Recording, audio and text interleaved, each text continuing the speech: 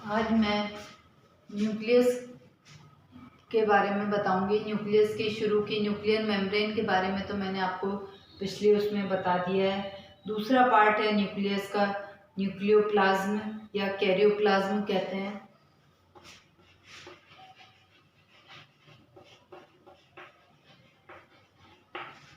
Nucleoplasm या कैरियोलिम्फ या nuclear sac, यह एक तरल पदार्थ है जिसमें क्रोमोसोम व न्यूक्लियोलस धंसे रहते हैं।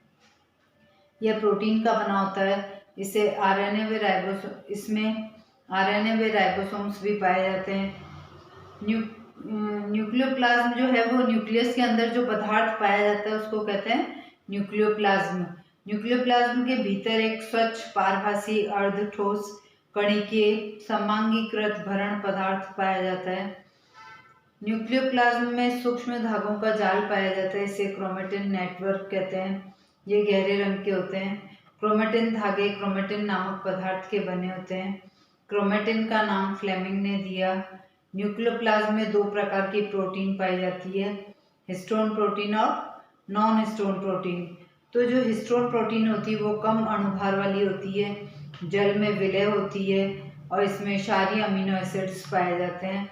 जबकि नॉन हिस्टोन प्रोटीन में ज़्यादा अणुभार वाले होते हैं, अम्लीय अमीनो एसिड्स पाए जाते हैं। न्यूक्लियोप्लाज्म में जो राइबोसोम पाया जाता है उन्हें न्यूक्लियो राइबोसोम कहते हैं। इसमें डीएनए आरएनए भी पाए जाते हैं। कोशिका विभाजन की विभिन्न अवस्थाओं में इसका स्वरूप बदलता रहता है। 3 से 10% लाइपोप्रोटीन तथा फॉस्फोलिपिड के रूप में पाया जाता है। न्यूक्लियोप्लाज्म को एंजाइम का भंडार भी कहते हैं। इसमें विभिन्न एंजाइम सक्रिय रहते हैं। ग्लाइकोलाइसिस रेप्लिकेशन में प्रयुक्त सभी प्रकार के एंजाइम्स पाए जाते हैं, जैसे DNA RNA polymerase, endonuclease, exonuclease, ligase. ये सभी एंजाइम नॉन हिस्टोन प्रोटीन से बने होते हैं। न्यूक्लियोप्लाज्म में पाए जाने वाले एंजाइम न्यूक्लिक एसिड का संश्लेषण करने व मरम्मत करने वाले होते हैं। कौसेल ने हिस्टोन प्रोटीन, प्यूरिन व पिरिमिडिन की खोज की। अब है फंक्शन ऑफ न्यूक्लियोप्लाज्म, केंद्रक द्रव्य जिसे कहते हैं। तो केंद्रक द्रव्य के क्या क्या कार्य हैं?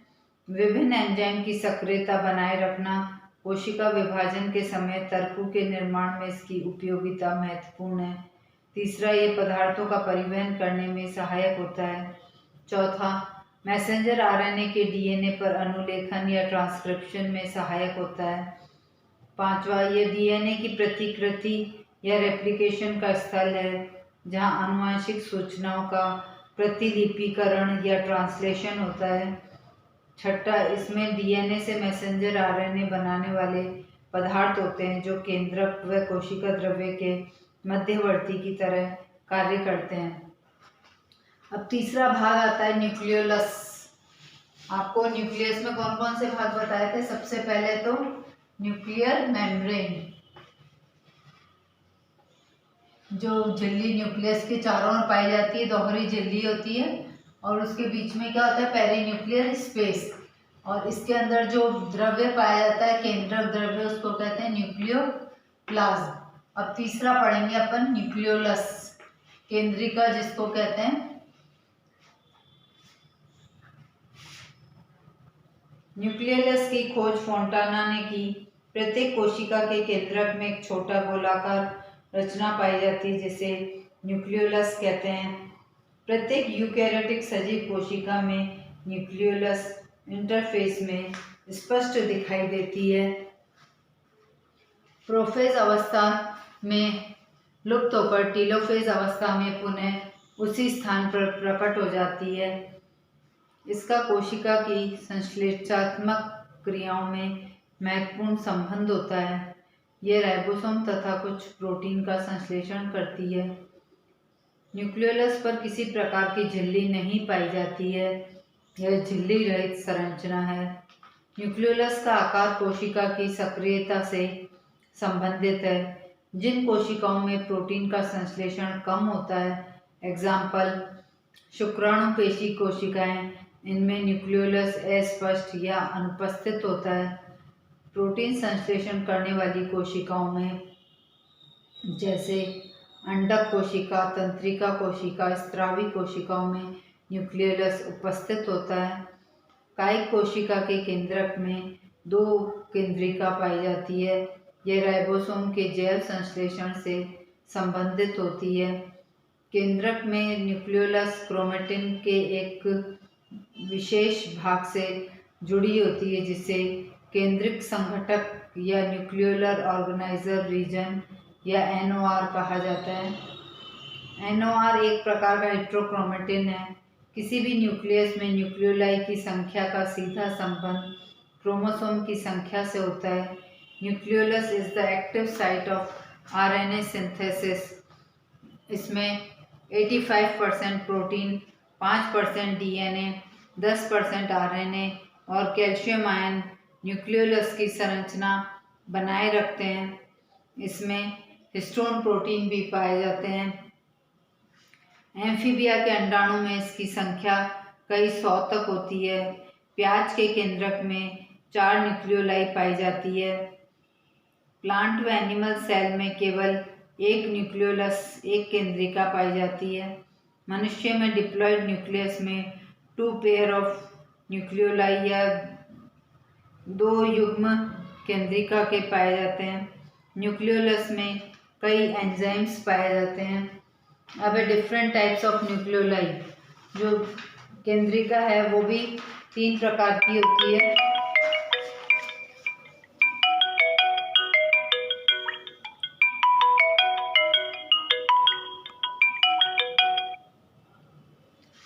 केंद्रिका भी 3 प्रकार की पाई जाती हैं। तो सबसे पहले E.B. विल्सन के अनुसार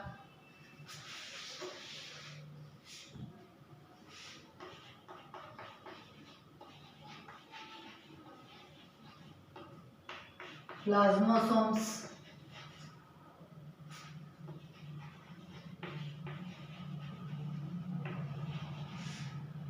ये अम्लीय प्रकृति के होते हैं तथा किसी अम्लीय अभिरंजक जैसे इओसिन से अभिरंजित किए जा सकते हैं।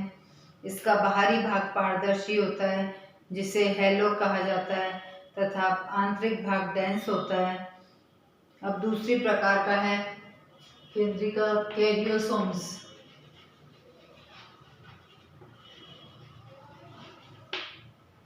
इसे ओगाटा भी कहा जाता है। ये क्षारीय प्रकृति के होते हैं तथा किसी क्षारीय अभिरंजक जैसे हेमोटॉक्सिलिन से स्टेन किए जा सकते हैं। ये कोशिका विभाजन के समय गुणसूत्रों के निर्माण से संबंधित होते हैं। अब तीसरी प्रकार का है एम्फी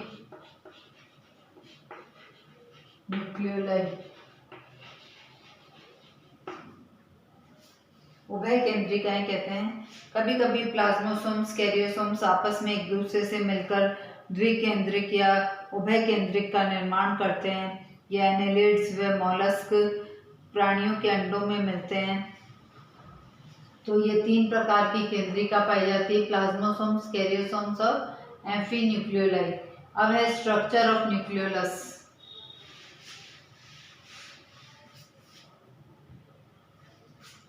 स्ट्रक्चर ऑफ न्यूक्लियोलस में भी 4 भाग पाए जाते हैं। इसमें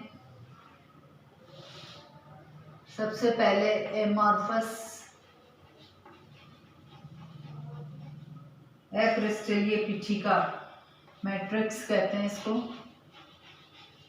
न्यूक्लियोलस में 4 भाग पाए जाते हैं। दूसरा होता है ग्रैन्युलर पोर्शन, कणिकीय भाग। तीसरा होता है फिब्रिलर पोर्शन, रेशेदार।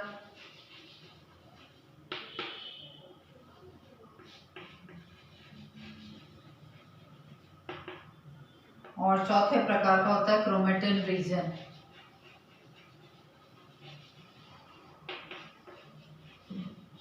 ये अल्ट्रा स्ट्रक्चर ऑफ न्यूक्लियोलस है। तो सबसे पहला है अक्रिस्टलीय पीठिका, या इसको प्रोटीन रीजन भी कहते हैं।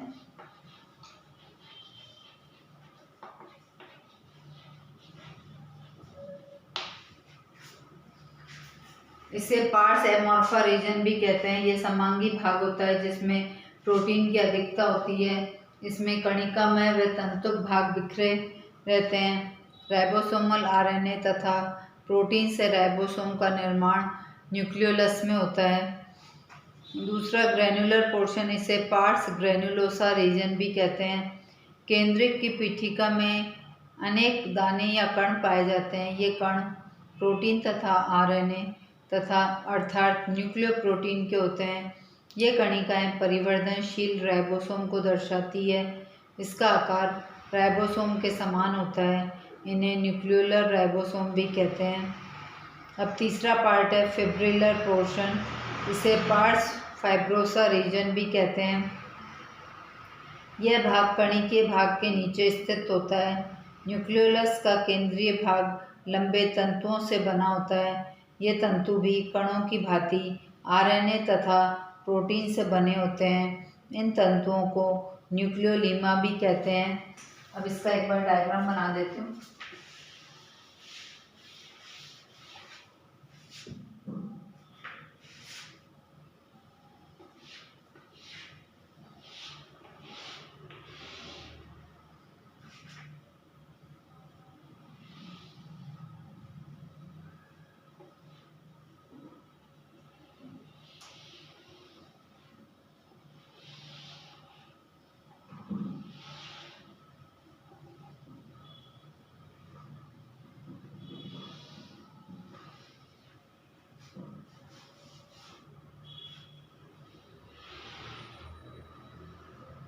गोलाकार आकृति की होती है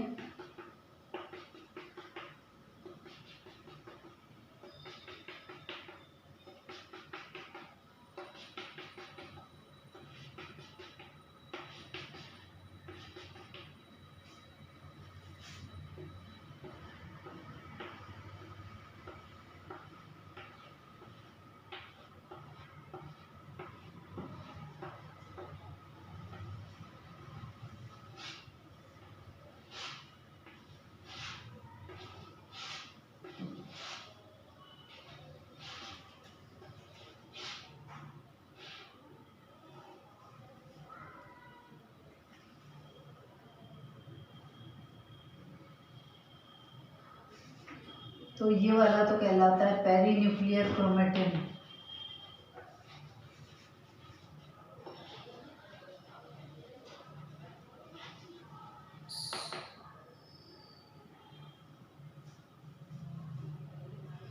ये बीच का पार्ट कहलाता है पार्स एमोर्फा,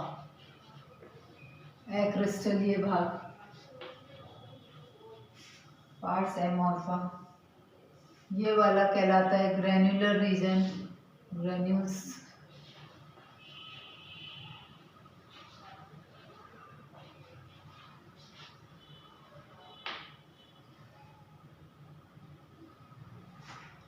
ये डॉट डॉट जो बनाए हैं ये वाला कहलाता है फिब्रिलर, फिब्रिलर रीजन या रेशेदार भाग। और जो ये मैंने बनाए डार्क डार्क, ये है इंट्रा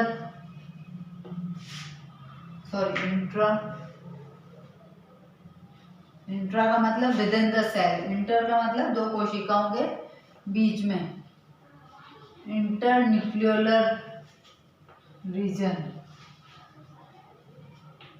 इंटर न्यूक्लियोलर क्रोमेटिन।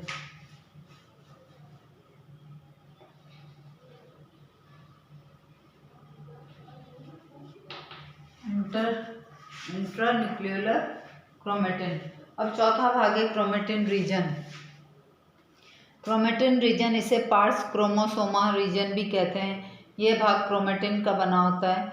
इसमें दो प्रकार के धागे होते हैं जो फिल्जन रिएजेंट से स्टेन हो जाते हैं। एक प्रकार के धागे जो केंद्रक की परिधि बनाते हैं और इनके चारों ओर एक आवरण के रूप में उपस्थित होते हैं, इन्हें पेरीन्यूक्लियोलर क्रोमेटिन भी कहते हैं। दूसरी प्रकार के धागे जो केंद्रक के भीतर स्थित होते हैं, इन्हें इंट्रान्यूक्लियोलर क्रोमेटिन कहते हैं।